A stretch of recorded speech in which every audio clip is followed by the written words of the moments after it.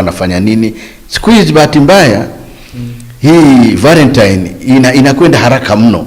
Yaani wanafanya vitu ambavyo bado hawajafikia. Unakuta wanaopendana badala ya kufanya utaua kujitayarisha wanajitumbukia mle ndani. Hivyo ndio inakuwa ambayo kidaidi. Yaani badala ya kuwa Valentine, badala ya kuwa siku ya mapenzi, inakuwa siku ya ufuska, na hiyo ni mbaya. Na hiyo ni mbaya. Ndio shida tulionayo leo. Bado kuna wanaopendana vizuri, lakini kuna wengi badala ya kufanya siku ya wapendanao wanafanya siku ya ufuska. Na ufuska sio upendo hata kidogo. Ufuska sio upendo. Ukiongelea ufuska, labda pengine inawezekana kuna watu ambao walielewi vizuri hili neno. Kwa ufafanuzi wake inakuwa ni nini maana yake? Ufuska ni watu wanaofanya tendo la ndoa bila kuoana. Bila kuwa na ndoa rasmi ambayo ni nzuri ya watu wawili. Ile wanaoana tu. Hata kama wewe ni Muislamu na wanawake wawili watatu, lakini walau mko rasmi. Lakini wale wa kukutana tu naenda, hiyo tunaita ndio umaraya huo. Hiyo sio Valentine.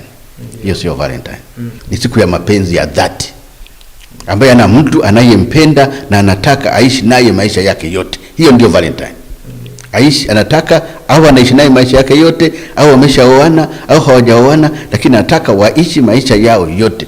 Ana upendo wa dhati, sio upendo wa siku moja ya ufuska hapana.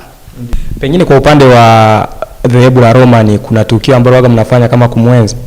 Kwa kweli tunamwenzi kama mtakatifu mwingine yote yule. Na wengi kwa sababu watu wanaithamini sikukuu hiyo, nasi inakuwa siku ya kusisitiza hasa juu ya utakatifu wa ndoa. Juu ya utakatifu wa ndoa. Na kwamba siku ya Valentine sio siku ya kujiachia, kwa sababu huyu alikufa shahidi kwa kupigania ndoa.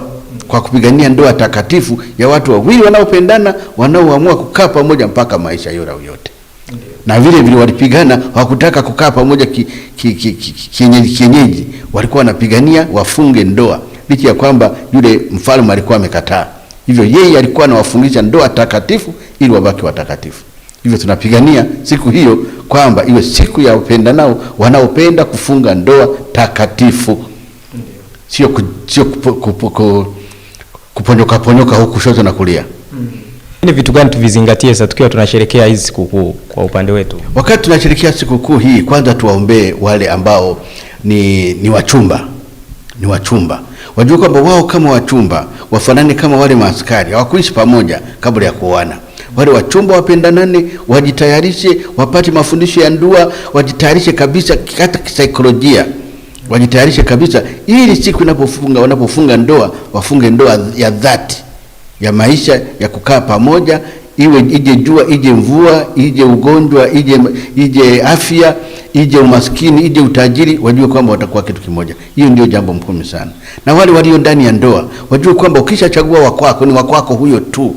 Hakuna mambo ya mchepuko, hakuna mambo ya nini. Ni huyo, na huyo umpende. Kama unataka anayevaa vizuri, mvalishe vizuri. Kama unataka anayenawa vizuri, mnawishe vizuri, lakini huyo ndio wakwako. Wengine wote nje.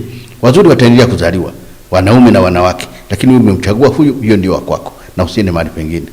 Neno lako ni lipi kwa Watanzania wote kupitia hili tukio ambalo tunaelekea kulisherehekea? Kwa Watanzania wote ni kwamba nawaomba siku ya Valentine iwe siku takatifu. Wale walio ndani ya ndoa ndio siku ya kuuisha ule upendo wao ndani ya ndoa. Wale wachumba ndio wakati wa kuuisha utakatifu wa ndoa watakao kuja kuifunga. Hiyo ndio ujumbe wangu kwa watu wote wale, hasa ambao wana uhusiano wa kimapenzi. Nakushukuru sana kwa muda wako Baba Askofu. Asante sana, Mungu akubariki, na tukashukuru kwa kueneza mambo matakatifu, mambo ya utaua, mambo yanayojenga familia, kwa sababu familia ndio msingi wa jumuiya yote.